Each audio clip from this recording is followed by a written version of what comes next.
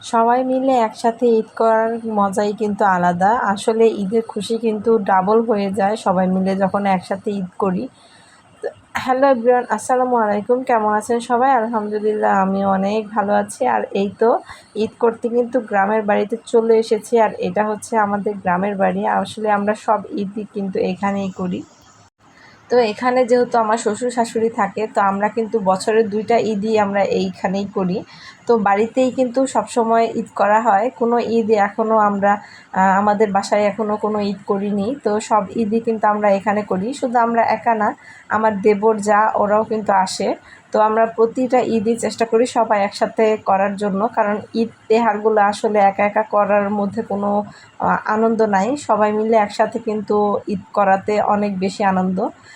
আর এই তো এটা ছিল আমাদের কুরবানির গরু। আর একটু পরেই কিন্তু এই গরুটা কাটা হবে। তো গরুটাকে দেখে কিন্তু আসলে অনেক মায়া লাগছিল।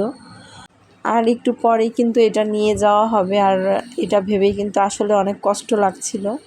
আসলে গরু কিংবা ছাগল কাটলেই কিন্তু কুরবানি হয় না। এই যে মায়া, এই যে ভালোবাসা, এটা ত্যাগ করাটাই কিন্তু কুরবানি। তো যাই হোক, গরুটা দেখে ঘরে এলাম। তো ঘরে এসে এই তো সেমাই টেমাই রান্না করা হয়ে গেছে। আর সবাই মিলে সেমাই খেয়ে দুপুরে খাওয়া দাওয়াও করে নিলাম। আর এই তো গরুটাও কিন্তু কাটা হয়ে গেছে। আর দুপুর গড়িয়ে কিন্তু বিকেলের দিকে এই তো গোশও কিন্তু ঘরে চলে এসেছে। আর এখন এগুলো সব মিক্সড করবে। আর মিক্সড করে আত্মীয়-স্বজনদের ভাগ করে নিজেদেরগুলা রাখবে। তো আমাকে এখানে বলেছিল আমার শাশুড়ি যে এখানে কলিজাগুলো আলাদা করে রাখো। তো এই তো আমি এখানে কলিজাগুলো আলাদা করে রাখছিলাম। আর কুরবানি ঈদ মানেই কিন্তু অনেক অনেক কাজ। আসলেই অনেক কাজ থাকে এই কুরবানি ঈদে, কিন্তু সবাই মিলে একসাথে করলে কিন্তু সব কাজ অনেক সহজ হয় আর তাড়াতাড়িও হয়ে যায়। আর আমরাও এখানে সবাই একসাথে মিলেমিশে কাজ করি, তো যার কারণে আমাদের কাজও অনেক তাড়াতাড়ি হয়ে যায়। তো এই তো কুরবানির এই গোশগুলো কিন্তু এখন ভাগযোগ করব। আর এই কাজটা কিন্তু আমরা সবাই মিলেঝুলেই করি। তো যার কারণে কিন্তু আমাদেরও খুব কম সময়ের মধ্যেই সব কিছু হয়ে যায়। আর এই তো সব কাজ বাজ শেষ করে এখন খাওয়া দাওয়া করব।